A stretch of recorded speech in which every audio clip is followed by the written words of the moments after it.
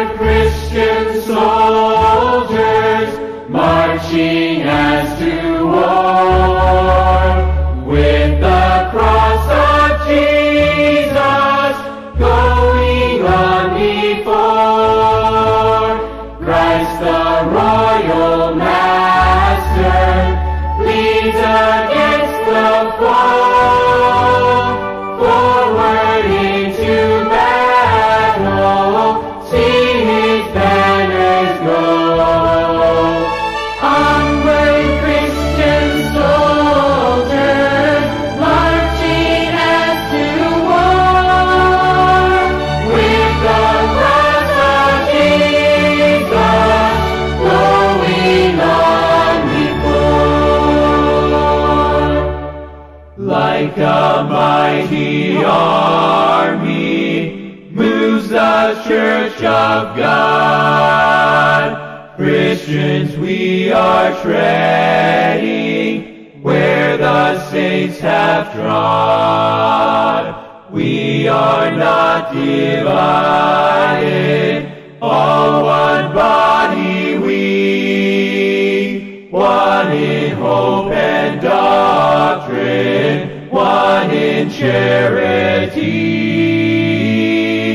Onward, Christian soldiers, marching as to war, with the cross of Jesus going on before. Onward then, ye people, join the happy throng, when we find your voices in the triumph song. Glory, praise, and honor unto Christ the King. This to endless mountains, singers, and angels sing. Onward, Christian soldiers, marching as to war, with the cross of Jesus going on before.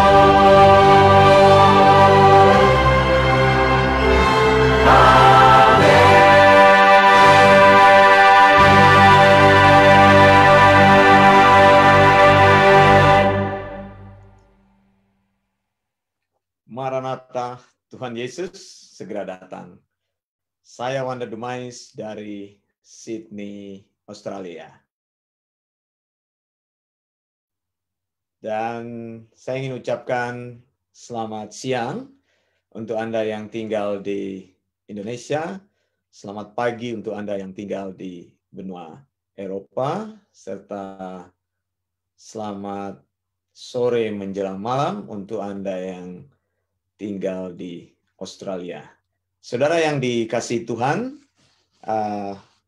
sore ini kita bertemu kembali dalam seri kuliah terbuka Eleos Theological School, dan kuliah terbuka sore hari ini saya ingin melanjutkan tentang topik-topik yang berkaitan dengan eskatologi.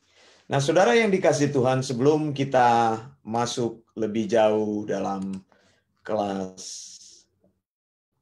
terbuka saat ini, saya ingin memberikan pengumuman kepada Anda yang mengikuti di Facebook Live saat ini, bahwa nanti pada jam 8 malam Sydney, berarti jam 4 waktu Indonesia bagian Barat, jam 5 waktu Indonesia bagian Tengah, dan jam 6 waktu Indonesia bagian Timur, serta di Eropa Amsterdam jam 10 pagi, di Jepang jam 6 sore, ada kelas kuliah melalui Zoom, yaitu Biblical Hermeneutics. kita akan membahas Bible Inspiration, Verbal Plenary, Inerrancy, and Infallible. Jadi kuliah ini terbuka untuk semua orang. Mari bergabung. Kuliah ini disediakan secara gratis, akan menolong Anda untuk mengenal lebih dalam lagi bagaimana menghasilkan firman Tuhan yang sehat, pengajaran-pengajaran yang sehat, melakukan tafsiran, melakukan hermeneutik, dan mengeksegesis Alkitab sehingga Anda bisa menghasilkan pengajaran firman Tuhan yang sehat. Bergabunglah bersama dengan kami. Kuliah ini dilakukan melalui Zoom, jadi tidak tersedia secara live ya. Sekali lagi, kuliah-kuliah yang dilakukan melalui Zoom kebanyakan tidak tersedia melalui live. Biasanya saya hanya menyiarkan atau melakukan streaming untuk kuliah-kuliah khusus, tapi hal-hal yang bersifat teknis kadang-kadang memerlukan tatap muka sehingga Anda bisa bertanya, berinteraksi, atau memberikan pendapat. Jadi mari bergabung bersama dengan kami, Eleos Theological School, yang disediakan oleh Bible Independent Church dari Sydney, Australia. Kuliah ini terbuka bagi siapa saja yang ingin belajar lebih dalam lagi mengenai sound doctrine. Saudara yang dikasihi Tuhan, pada malam hari ini di Sydney, saya ingin bicara tentang topik yang berjudul Olivet Course. Ya, apa itu Olivet Course? Ya, saya akan tunjukkan ayat-ayat yang akan kita lihat yang berkaitan dengan Olivet Course. Nah, saudara yang dikasihi Tuhan, Matius 24 ayat 1 sampai dengan ayat yang ke-44 ya. Tapi ayat-ayat ini tidak akan saya baca semuanya. Kita akan melihat beberapa ayat-ayat yang ditunjukkan dalam Matius pasal yang ke-24 ini. Bagian-bagian ayat yang penting. Saudara yang mengikuti melalui Facebook Live, kalau Anda mengikuti, Anda bisa tuliskan nama Anda, dari mana Anda berada. Anda yang ingin bertanya, silakan bertanya melalui kolom komentar supaya saya bisa mengetahui di mana tempat Anda berada dan saya bisa mengetahui siapa Anda. Juga kami bisa merespon dengan baik. Juga Anda bisa mengirimkan pertanyaan melalui WhatsApp ataupun juga melalui inbox kalau pertanyaan tersebut dirasa terlalu panjang atau Anda ingin bertanya secara private. Saudara yang dikasihi Tuhan, Matius 24 ayat yang pertama. Sesudah itu Yesus keluar dari bait Allah, lalu pergi. Maka datanglah murid-muridnya dan menunjuk kepada bangunan-bangunan bait Allah. Nah, saudara yang dikasihi Tuhan, bait Allah yang dimaksud di sini adalah bait Allah Herodes. Ya, kita perlu mengetahui sedikit tentang sejarah bait Allah. Saya akan tunjukkan di sini. Nanti kita kembali lagi kepada ayat ini. Saya akan tunjukkan gambar bait Allah. Jadi orang yang pertama kali membangun bait Allah atau temple adalah Salomo tahun 957 sebelum Masehi. Jadi penampakan bait Allah seperti ini. Bait Allah Salomo. Kemudian bait Allah ini dihancurkan karena diserang oleh musuh tahun 586 sebelum Masehi. Yaitu bangsa Israel ditundukkan atau ditaklukkan oleh orang Babylon atau Babel, Babilonia. Ya. Kemudian bait Allah itu dihancurkan begitu sesuai dengan firman Tuhan. Firman Tuhan berkata kalau Israel berubah setia kepada Tuhan, maka bait Allah ini akan dihancurkan dan mereka akan diserahkan ke negara lain. Dan nubuat ini terbukti. Akhirnya beberapa atau bukan beberapa orang-orang yang katakanlah terpandang, orang-orang punya kekuatan itu diangkut dalam pembuangan, exile ya, ke bangsa Babel. Jadi yang tersisa di Israel hanyalah wanita, orang-orang tua, pokoknya orang-orang yang lemah yang tidak bisa melakukan apa-apa. Tapi janji Tuhan kepada orang Israel sesudah 70 tahun maka kamu akan kukembalikan ke negaramu. Begitu ya. Kemudian bait Allah tersebut dibangun kembali. Jadi setelah 70 tahun Israel berada di dalam atau orang Yehuda berada di dalam pembuangan, maka pemerintah yang saat itu menawan mereka, pemerintah sudah berganti. Jadi pemerintah berganti kepada bangsa Media Persia, mengizinkan orang Israel untuk pulang. Begitu. Nah, itu terjadi sesudah 70 tahun orang Israel berada di dalam pembuangan. Kemudian bait Allah yang kedua itu dibangun oleh Zerubabel. Begitu ya.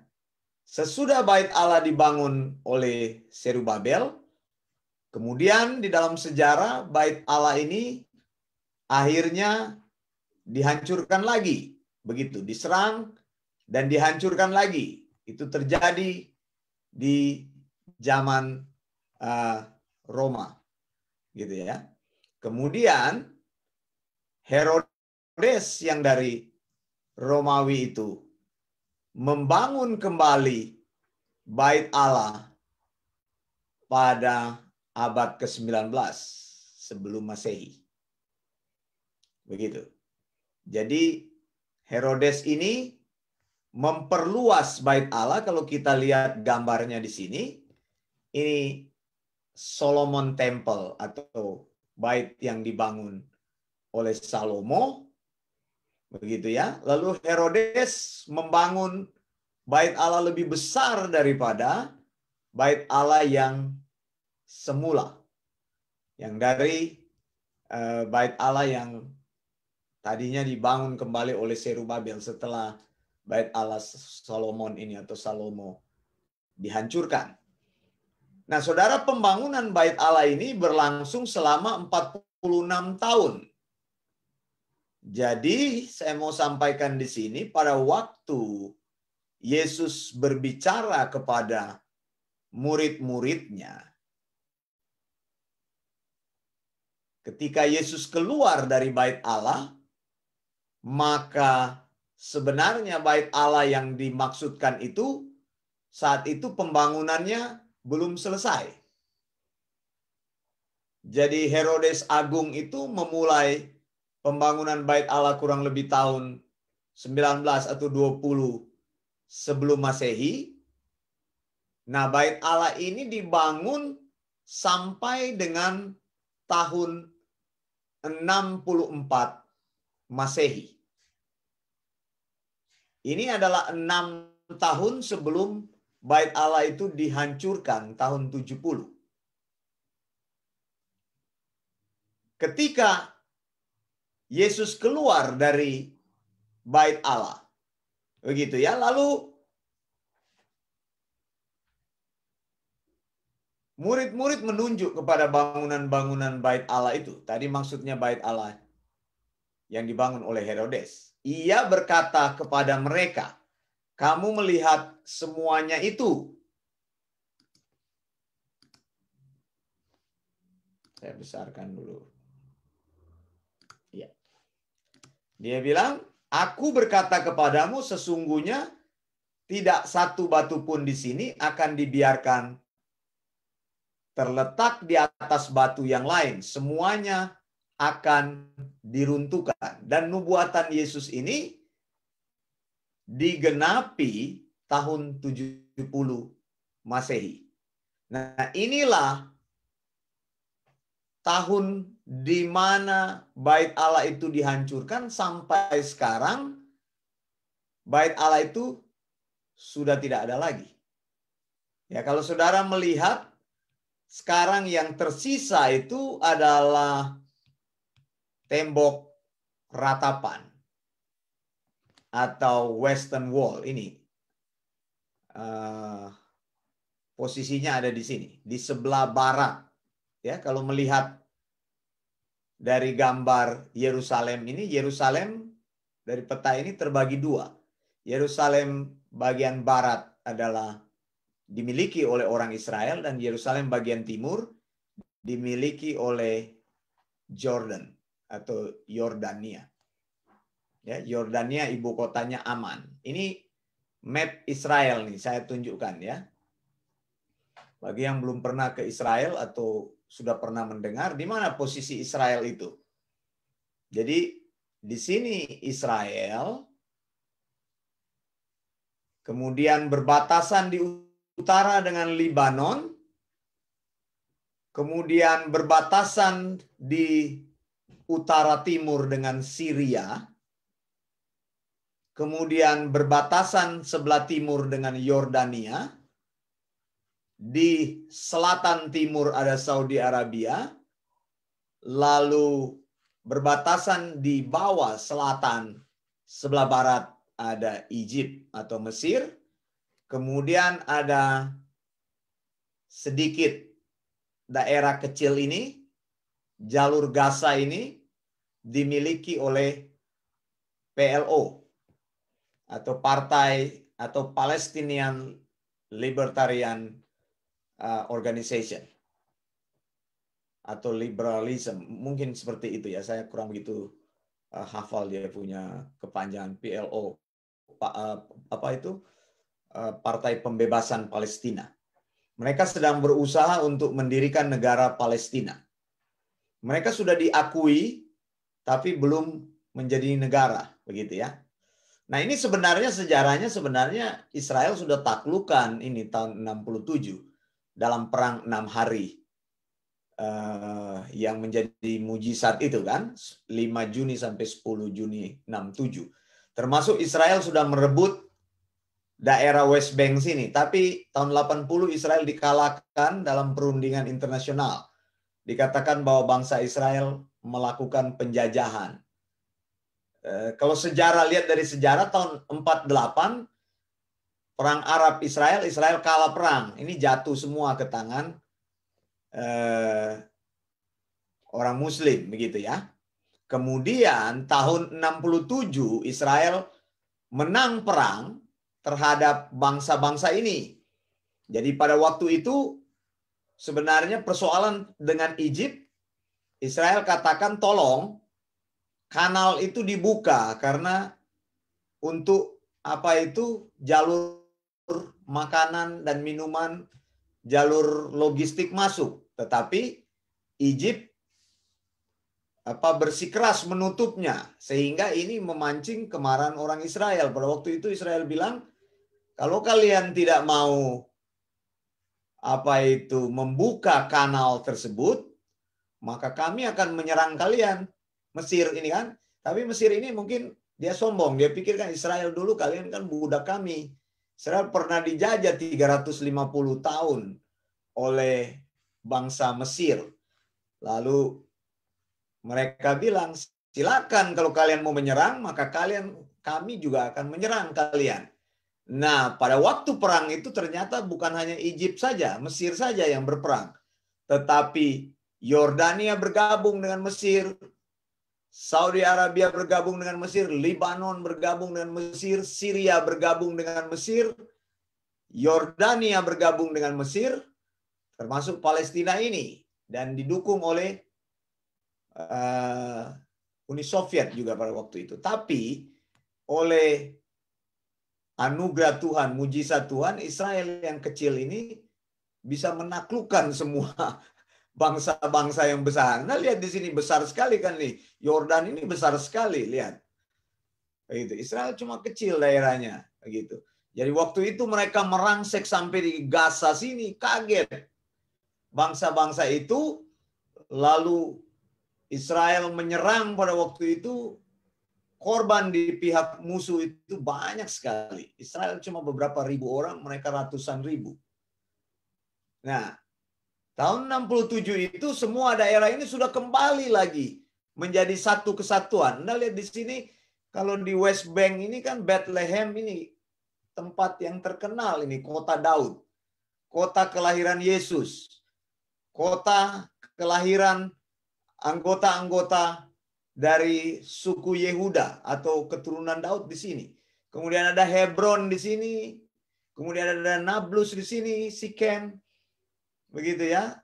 Tapi tahun 1980 perundingan internasional memutuskan bahwa daerah-daerah ini harus dikembalikan lagi kepada pemiliknya.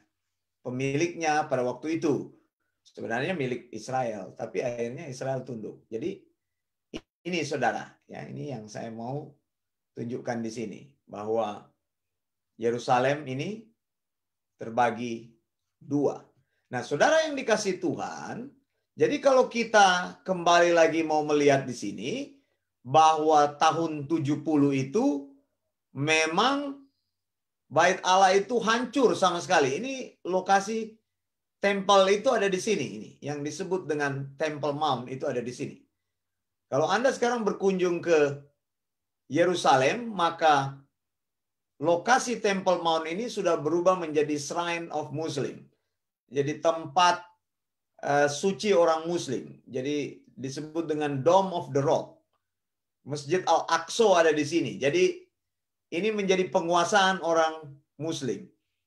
Nah, di sebelahnya sebenarnya ini tembok ini tembok ratapan atau Western Wall, tempat di mana orang Israel berdoa. Kalau engkau pernah mendengar Israel berdoa di tembok ratapan atau tembok barat, nah ini posisinya. Jadi bersebelahan di sini sudah menjadi tempat orang Muslim. Tahun 70 nubuatan Tuhan Yesus digenapi. Sejak itu orang Israel tidak ada lagi tempat untuk beribadah. Itu sebabnya mereka beribadah di sinagog. Sinagog itu menjadi tempat di mana pendidikan dan ibadah dan sebagainya. Tapi mereka tidak pernah lagi menyebutnya tempel. Karena tempel itu cuma satu. Begitu. Tempel itu di bawah sini adalah batu Moria. Tempat di mana Abraham mempersembahkan Ishak pada waktu itu. Jadi ini merupakan tempat yang betul-betul bersejarah. Itu sebabnya sampai sekarang menjadi perebutan. Nah, saudara, waktu Yesus bicara, Yesus berada di sini posisinya, di Mount of Olives. Makanya saya bicara ini, saya katakan ini adalah Olivet Course. Pengajaran-pengajaran di Bukit Sinai. Begitu ya. Ini hari-hari terakhir di mana Yesus mengajar sebelum dia menyerahkan dirinya untuk menjadi domba Paskah. Nah, ini kapan Yesus bicara di Matius 24 itu diperkirakan hari Selasa. Yesus bicara di Mount Olive ini. Jadi Olivet Course. Hari Rabunya Yesus mati. Jadi ini adalah hari terakhir. Kalau saudara lihat ini Mount Olive ini untuk mengakses Yerusalem dari Bukit Zaitun, ya Olive itu kan Zaitun. Jadi Olivet, ya saya bilang tadi Olivet Course atau Bukit Zaitun, Mount Olives. Untuk mengakses masuk ke Bait Allah ini, maka satu-satunya pintu yang terdekat itu adalah Golden Gate. Ini dia pintunya Golden Gate. Atau pintu gerbang timur. Begitu ya. Jadi Yesus dari Mount Olives ini memasuki Yerusalem melewati pintu gerbang timur. Nah, saudara lihat di sini pintu gerbang timur itu sekarang posisinya begini. Jadi pintu ini adalah satu-satunya pintu yang sudah tidak bisa diakses lagi. Kalau saudara lihat dari foto ini, kelihatan bahwa pintu ini sudah ditembok mati. Jadi tahun 1541, Kaisar Ottoman dari Turki, penguasa Yerusalem pada waktu itu. Yerusalem kan takluk pada waktu itu. Saya sudah bilang kan takluk pada apa itu kelompok Islam gitu ya. Jadi Kaisar Sulaiman namanya, jadi Ottoman itu namanya Kaisar Sulaiman, penguasa Ottoman.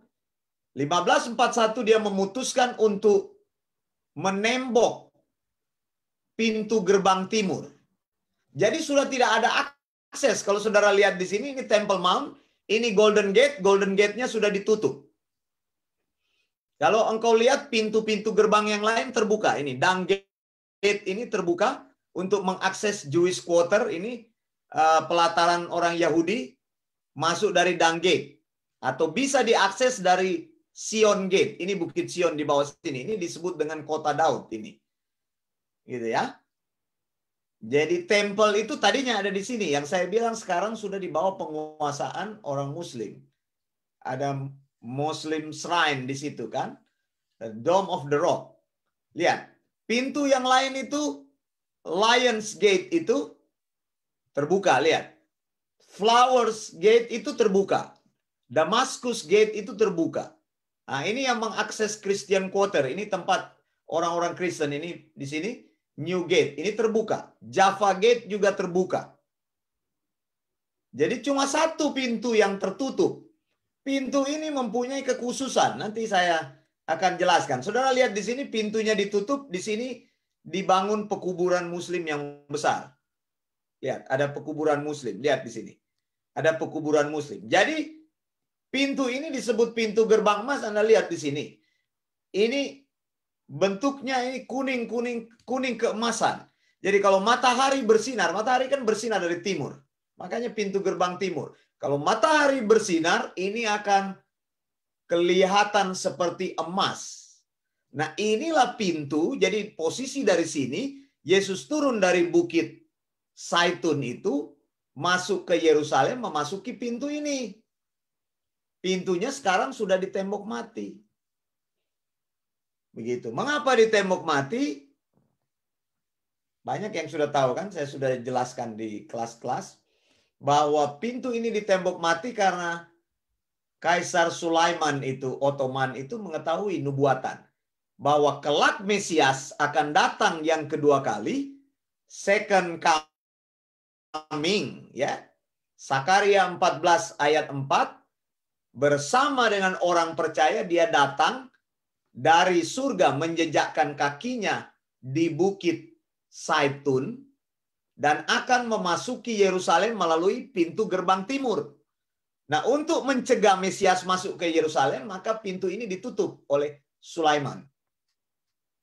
Begitu ceritanya. Lalu untuk mencegah lagi dibangunlah pekuburan Muslim di sini. Karena dipercaya orang Yahudi tidak boleh terkena akan mayat. maka akan menjadi najis. Begitu. Jadi dibangun pekuburan di sini. Anda lihat di sini pekuburan besar. Inilah satu-satunya pintu, tetapi di dalam Yehezkiel ya 44 kan sudah dijelaskan bahwa ketika Tuhan memasuki pintu ini dikatakan tutuplah pintu ini. Jadi sebenarnya Ottoman ini, Sulaiman ini, Kaisar Ottoman ini dipakai oleh Tuhan untuk menggenapi rencananya. Saya mau katakan kepada saudara bahwa Allah menguasai sejarah. Dan Allah memakai orang-orang tertentu, meskipun mereka tidak percaya, untuk menggenapi sejarahnya di dalam dunia ini. Fir'aun dipakai Tuhan untuk menggenapi sejarahnya. Sekarang Sulaiman dipakai Tuhan untuk menggenapi sejarah. Pintu ini ditutup. Karena Tuhan sudah memasukinya. Terakhir kali kapan Tuhan memasukinya? Yaitu tadi saya sudah bilang, pada hari terakhir waktu Yesus masuk ke Yerusalem untuk menyerahkan dirinya sebagai domba Paskah. Jadi harus ingat ini saudara ya. Jadi ini sejarah yang sangat luar biasa sekali. Jadi orang-orang berpikir mereka bisa membatalkan rencana Allah, tapi Allah yang maha besar itu justru memakai dia untuk menggenapi rencananya. Jadi banyak orang berpikir seperti itu. Mereka pikir mereka menghalangi Tuhan punya rencana, menghalangi kehendak Allah. Tapi sebenarnya mereka sedang dipakai Tuhan untuk mendekatkan rencananya. Jadi jangan khawatir saudara. Mengapa? Karena Allah berdaulat, Allah menjaga sejarah dunia ini. Dari kekal sampai kekal. Saya sudah bilang his story. History itu his story. Jadi sejarahnya Tuhan. Bahwa Allah yang mempunyai kehendak mengetahui dari awal sampai akhir. Dengan tepat apa yang akan terjadi. Tidak ada satupun orang yang bisa membatalkan rencana Allah. Bahkan engkau yang berpikir atau ada orang berpikir ingin menggagalkan, mereka dipakai Tuhan untuk maksud dan rencananya. Nah, saudara yang dikasih Tuhan, sekali lagi, saya mau tunjukkan. Jadi, Yesus pada waktu itu bicara tentang bangunan-bangunan bait Allah itu yang ditanyakan oleh murid. Itu sebenarnya adalah bangunan yang nanti akan hancur. Nah, saudara yang dikasih Tuhan, lalu ayat 3. Yesus duduk di Bukit Zaitun. Murid-murid bertanya kepadanya. Matius 24 ayat 3. Katakanlah kepada kami, bila mana itu akan terjadi dan apa tanda kedatanganmu. Lihat. Bukankah ini pertanyaan-pertanyaan yang mewakili pertanyaan kita semua? Apa tanda kedatangan Yesus? Dan apa tanda kesudahan dunia? Nah, saudara, untuk mencari tanda-tanda itu jangan cari di tempat lain. Kita harus kembali kepada sam doktrinnya Yesus. Pengajaran Yesus akan menjelaskan sejelas-jelasnya apa yang akan terjadi supaya kita paham apa yang akan terjadi dan tidak dikacaukan dengan ajaran-ajaran yang sesat. Saya mau bilang pengajaran yang benar, sound doktrin akan membuat hidupmu benar. Makanya cari sound doktrin itu. Sound doktrin itu mengajar orang untuk berpikir menggunakan otak. Bukan hanya ikut-ikutan. Bukan hanya Kristen dari lahir begitu KTP. Tidak tahu apa-apa. Tidak mengerti firman Tuhan. Kalau diajak ikut belajar firman Tuhan tidak mau. Kenapa? Karena pikir sudah tahu. Ini orang sok tahu. Begitu. Karena dipikir dia sudah ada prejudis, dipikir dia sudah tahu. Padahal dia orang yang paling bodoh di dunia, tidak tahu apa-apa. Cari firman Tuhan dalam pengajaran sound doktrin. Yang pertama Yesus bilang, Matius 24 ayat 4. Jawab Yesus kepada mereka, murid-murid. Ketika murid tanya, apa tanda kedatanganmu? Kapan itu akan terjadi?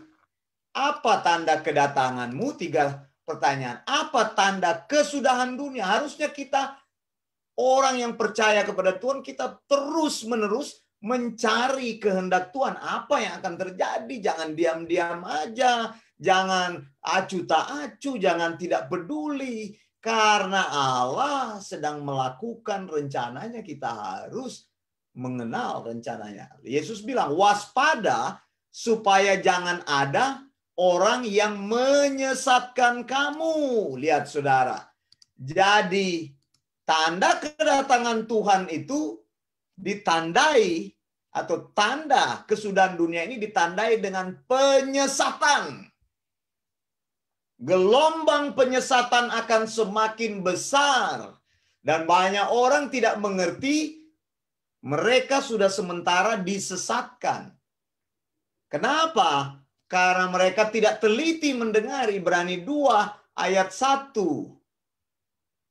Berkata seperti apa? Ibrani 2 ayat 1 bilang apa? Supaya kita teliti mendengar agar tidak hanyut terbawa arus. Gelombang penyesatan ini besar sekali. Mereka akan datang, dikatakan, memakai nama Tuhan. Saudara lihat di sini. Dengan berkata, akulah Mesias. Ya. Mesias itu atau Hamasiak, atau yang diurapi. Banyak orang mengaku orang yang diurapi Tuhan. Banyak orang mengaku mereka bisa bicara dengan Tuhan. Banyak orang mengaku mereka adalah orang yang sangat diurapi. Ya, ini ciri-ciri penyesat. Mereka mengaku mereka bisa melakukan apa saja atas nama Tuhan. Semakin akhir zaman ini banyak itu penyembuhan-penyembuhan. Itu sesat itu, saudara lihat. Saya lihat itu penyembuhan itu. Siapa itu si Andi Simon itu?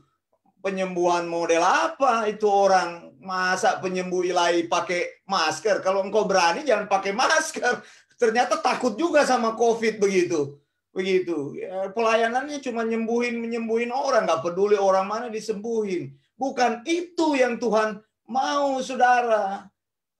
Tubuh yang disembuhkan itu tidak ada artinya engkau disembuhkan Tuhan, tidak ada. Yang disembuhkan Tuhan itu pikiranmu, hatimu. Kalau engkau disembuhkan Tuhan jadi benar dalam keseluruhan hidupmu, maka tidak ada masalah, karena tubuh kita ini hanya kita tempati 70 tahun, 80 tahun, tidak lebih dari itu.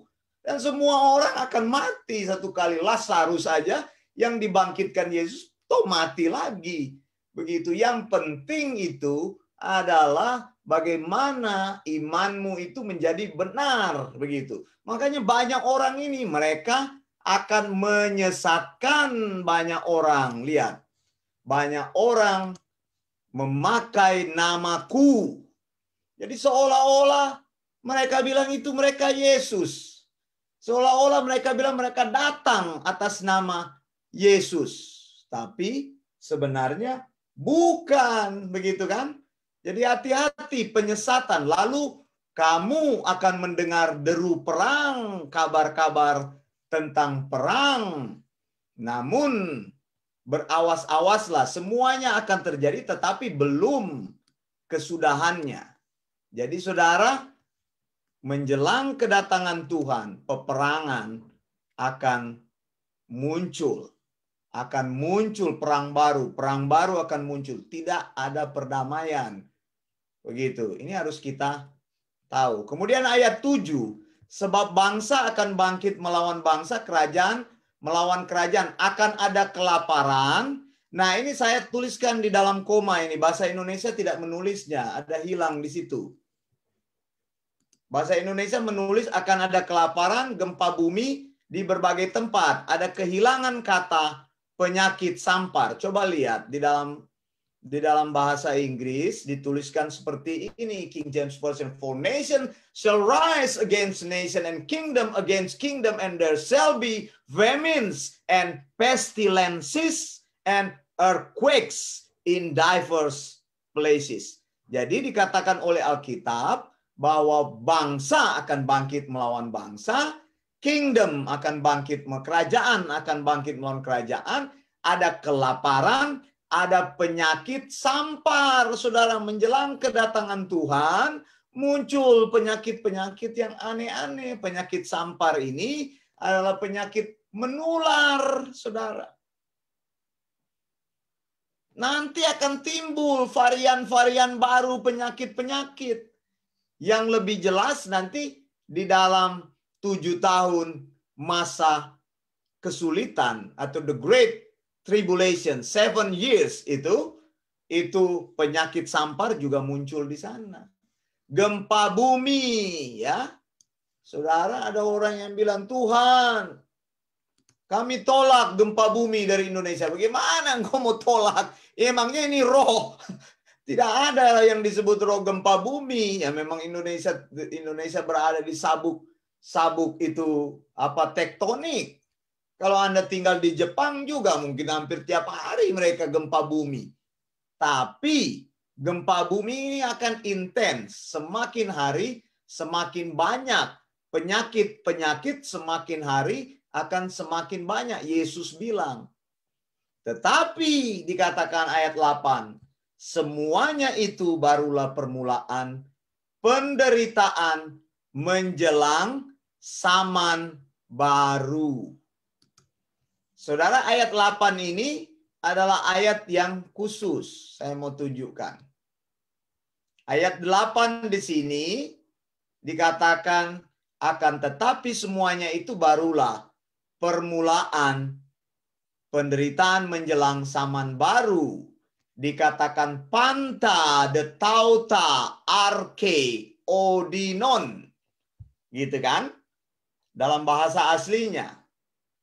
Kata odinon itu adalah artinya itu kesakitan pada waktu melahirkan. Atau kesakitan saat orang sedang labor. Labor itu sedang mau melahirkan. Atau disebut dengan birth pain. Sama juga artinya.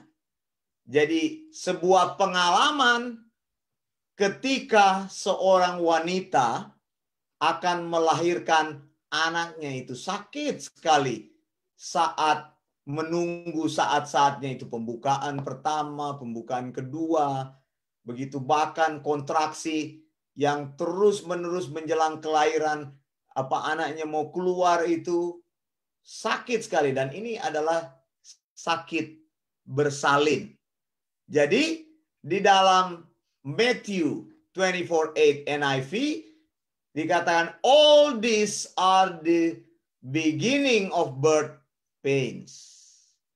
Jadi yang dimaksud di sini Yesus katakan permulaan zaman baru ini sebenarnya lebih tepat diterjemahkan adalah semuanya ini terjadi sebagai sebuah tanda kesakitan bersalin untuk memasuki periode yang baru.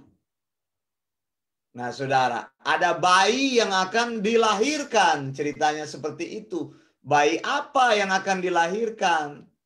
Nah, saya melihatnya, Yesus sedang bicara bahwa awal ini, permulaan ini, menunjuk kepada masa kesukaran. Menunjuk kepada masa di mana murka Allah akan dicurahkan secara sempurna. Ini dia. Mapnya di mana? Ini dia. Lihat. Jadi Yesus bicara di sini bahwa tanda-tanda yang kamu lihat ini adalah tanda-tanda yaitu seperti wanita yang mengalami kesakitan dengan sangat karena dia akan melahirkan. Memasuki tribulation. Sesudah tribulation ini, kesakitan yang sangat ini, maka lahirlah yang disebut dengan Messianic Kingdom. Sampai sini bisa jelas ya. Ini masa ini jadi didahului dengan masa-masa awal yang saya bilang mesin mobil sementara dipanaskan, gitu ya. Hati-hati saudara, apapun di dunia ini hidupmu tidak akan ada artinya karena Tuhan sudah bicarakan bahwa hal-hal ini menjelang kedatangan Kristus adalah masa-masa yang sangat sukar. Begitu ya. Kemudian masuk kepada 7 year ini. 7 saya sudah bilang, masa angka 7 itu angka sempurna. Jadi kesempurnaan murka Allah akan terjadi di sini. Sebelum lahirnya Messianic Kingdom. Gitu. Jadi kita lihat dari sini. Sekarang saya mau tunjukkan kepada saudara tentang bagian-bagian tersebut. Jadi saya besarkan ini ya. Apa yang Yesus bicarakan di dalam Matius 24? Bahwa tanda kedatangan Yesus itu akan didahului dengan Mesias-Mesias palsu. Hati-hati saudara. Kalau engkau tidak bergiat di dalam Tuhan, kalau engkau tidak belajar dengan benar sound doctrine, kalau engkau tidak memberikan dirimu untuk diisi dengan firman Tuhan, ya, Proverbs 1:7 says, "The fear of the Lord is the beginning of knowledge, but fools despise wisdom and instruction." Ya, orang yang takut akan Tuhan itu membuka knowledge-nya, begitu.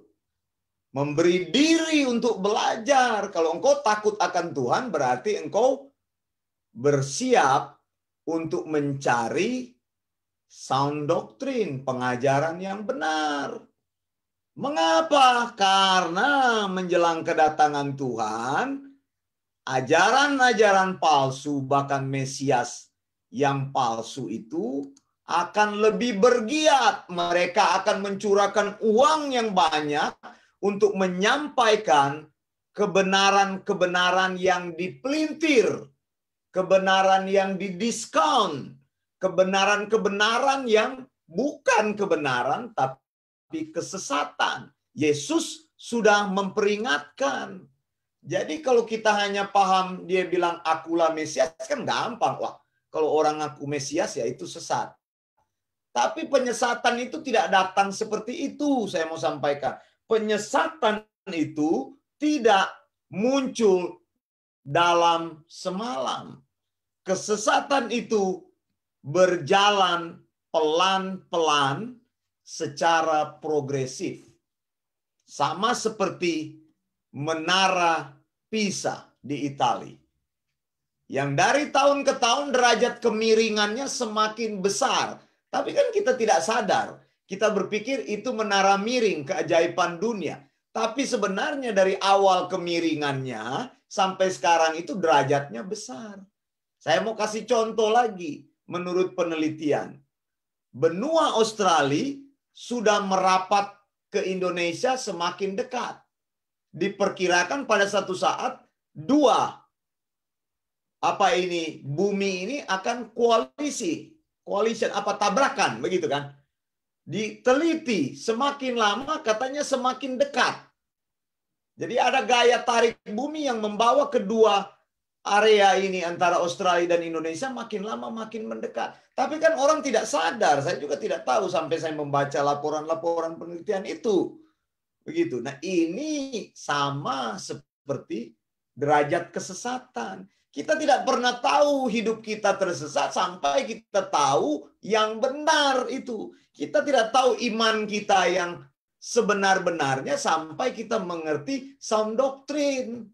Kalau engkau mau mengerti Rolex yang asli dengan yang palsu, harus tahu Rolex yang asli itu, jam Rolex asli dengan yang palsu. Saya mau kasih contoh. Jadi satu kali saya ditelepon oleh teman saya. Wanda, kamu datang. Kenapa? Saya ada jam Rolex. Kamu bisa jualin nggak jam Rolex? Wah, saya bilang, Saya kagum juga dengan teman saya ini, teman kuliah saya waktu di S2. Wah, dapat dari mana dia Rolex begitu? Tolong jualin. Saya bilang, oh gampang, kalau Rolex asli saya bisa jualin. Kemudian saya datang. Mana Rolexnya? Dia tunjukin ke saya. Oh itu, saya bilang. Bagaimana ceritanya kamu dapat Rolex itu? Waktu saya lihat Rolex itu, saya sudah tahu itu jam dari Tanah Abang itu. Begitu, saudara. Yang harganya pada waktu itu di Tanah Abang 25.000 gitu, di pasar Tanah Abang di Jakarta. Jadi saya senyum-senyum, dia bilang ini jam Rolex asli ini, dia yakin sekali. Kenapa saya pikir dia yakin? Saya tanya, bagaimana caranya kamu dapat nih Rolex ini? Terus dia cerita. Pada waktu dia keluar dari rumah, mau stop bus itu, mau pergi ke satu tempat, tiba-tiba dia dipanggil sama orang dengan logat Malaysia. Begitu orang, dia ngomong ke saya. Oh, terus bagaimana? Saya bilang. Lalu ditepuk dia kena hipnotis. Ternyata saudara, dia kena hipnotis. Terus saya bilang, oh, kamu kena hipnotis tapi kamu sadar ya?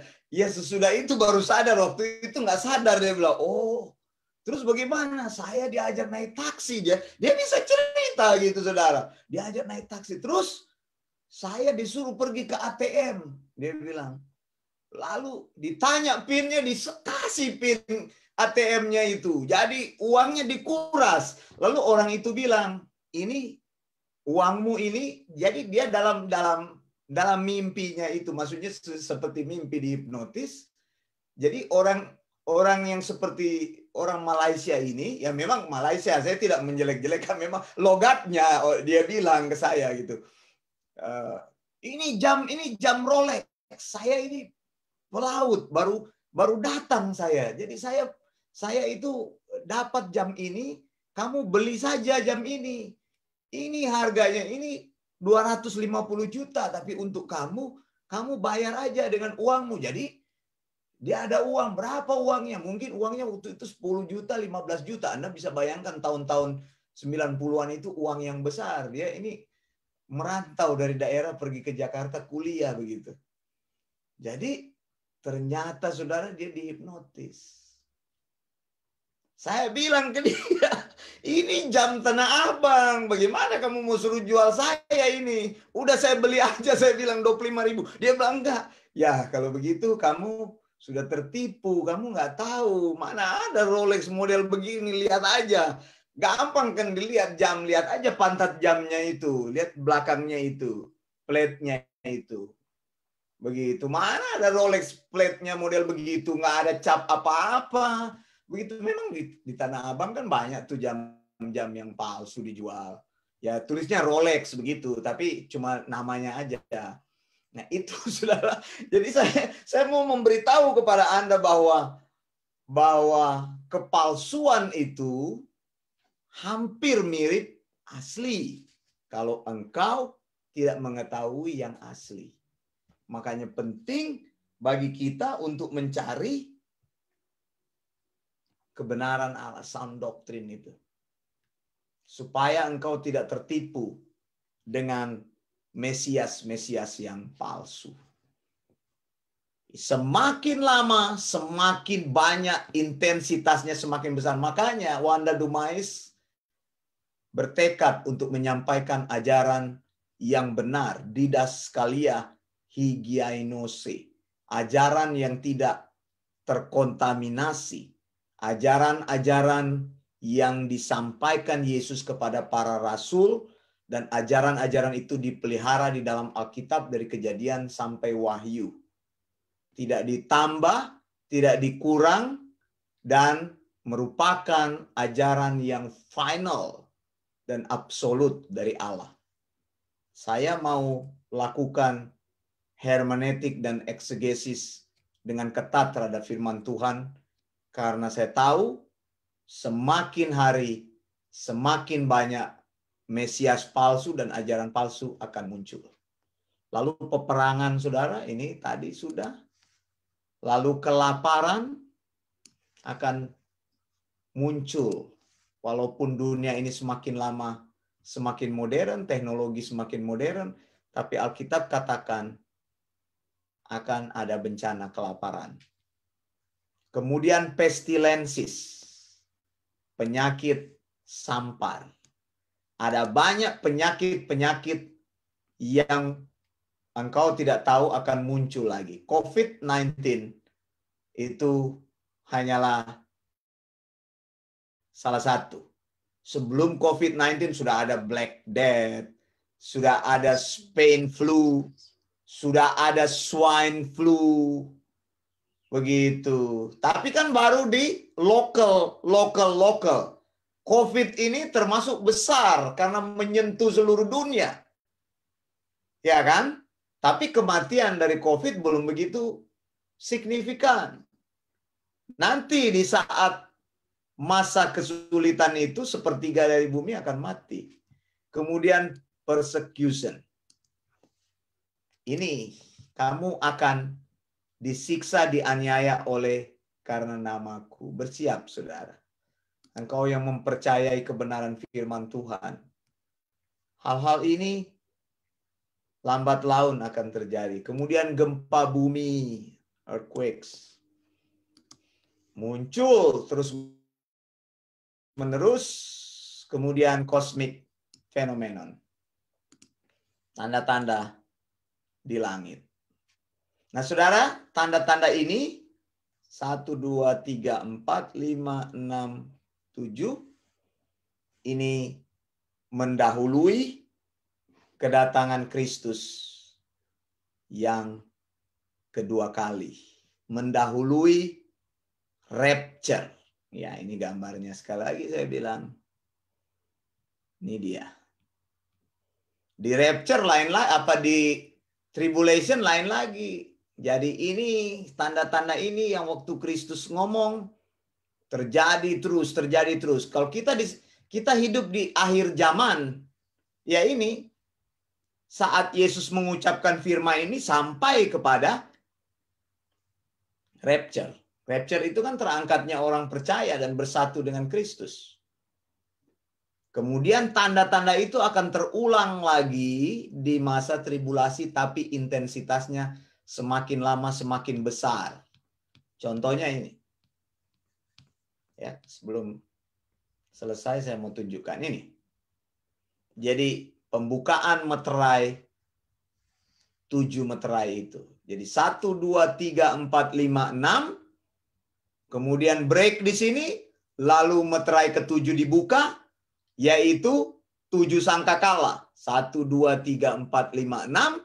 Stop lagi.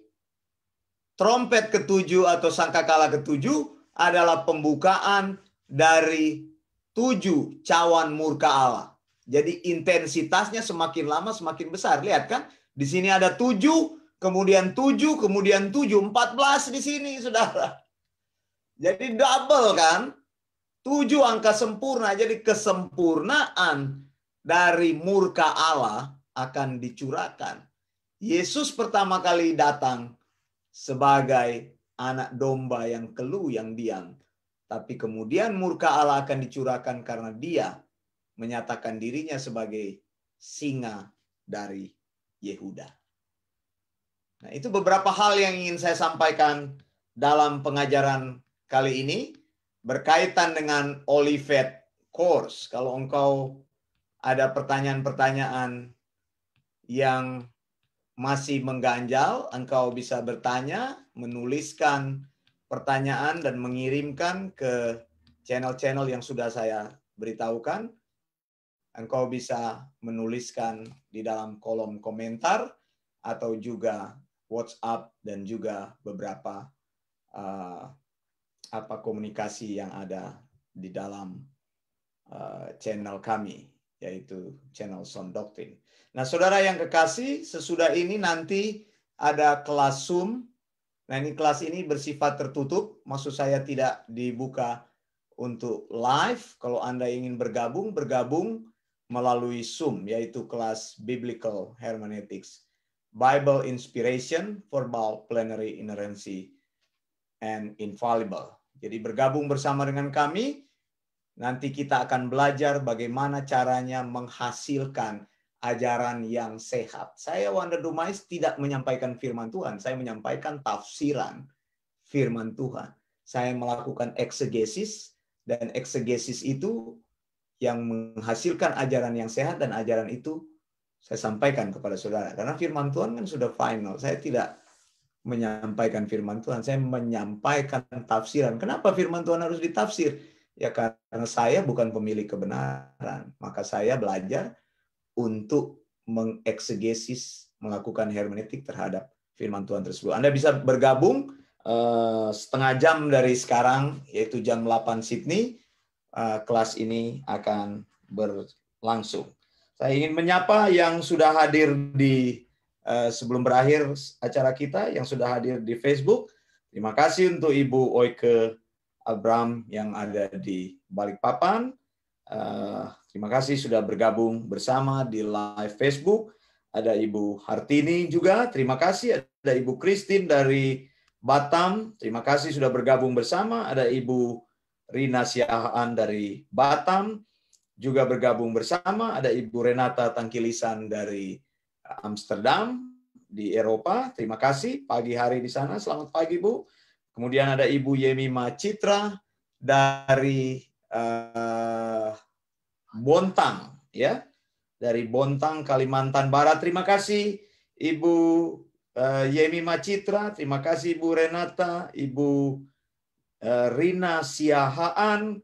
Kemudian ada Ibu Bapak Filson Deani Muabai dari Papua di ujung timur Indonesia. Terima kasih. Ada Pak Charles Samangun di Jakarta. Terima kasih Pak Charles Samangun. Kemudian Ibu Kristen Marcella yang ada di Manado, Sulawesi Utara. Terima kasih. Kemudian ada Ibu Connie Waro yang Ibu Connie Waro. Terima kasih Ibu, saya nggak tahu ada di mana. Ada Pak Joni Denga ada di Seattle ini yang saya tahu. Terima kasih untuk Pak Joni Denga yang ada di Seattle, Amerika Serikat. Sedang menanti berita siapa yang akan terpilih. Kelihatan ada kejutan di Amerika ini. Saya lihat sih pemimpin baru akan muncul karena saya sudah lihat numbernya sudah muncul ya. Kelihatan jauh sekali sudah mau dikejar gitu ya. Tapi ya siapa tahu masih ada mujizat. Kita nanti lihat siapa yang akan terpilih. Semua dunia menyaksikannya. Ada Pak Rain. Kalau nggak salah Pak Rain di Surabaya kalau nggak salah ini. Terima kasih Pak Rain sudah bergabung, yang selalu kontak dengan saya di WhatsApp. Ya betul, ada di Surabaya. Ya ini baru ada tulis di Surabaya. Pak Charles Samangun di Jakarta. Terima kasih Pak Charles yang sudah selalu setia men-share semua pengajaran-pengajaran kami ini, karena kita rindu orang-orang lebih mengetahui sound doctrine. Terima kasih untuk Ibu Christine yang juga selalu setia, selalu mengajak orang dan membagikan semua pengajaran-pengajaran dari sound doctrine. Sound doctrine tidak membawa orang kepada pribadi-pribadi, tapi mengajar orang berdiri atas kebenaran supaya orang tersebut bisa menyampaikan firman Tuhan itu kepada orang lain. Saudara, terima kasih banyak. Kalau Anda tidak sempat saya sebutkan hari ini, saya mohon maaf karena saya tidak tahu dari mana Anda berada, di mana posisi Anda, tapi saya tahu ada banyak orang yang menyaksikan program ini dan tidak sempat terdeteksi di Facebook kami. Saya Wanda Dumais. Sekali lagi, senang sekali atas support semua yang sudah hadir pada hari ini. Jangan lupa bergabung dengan kami setengah jam dari sekarang supaya Anda bisa diperlengkapi lebih dalam lagi. Dari Sydney, saya mau mengucapkan Maranatha. Ya, Tuhan Yesus segera datang. Blessings.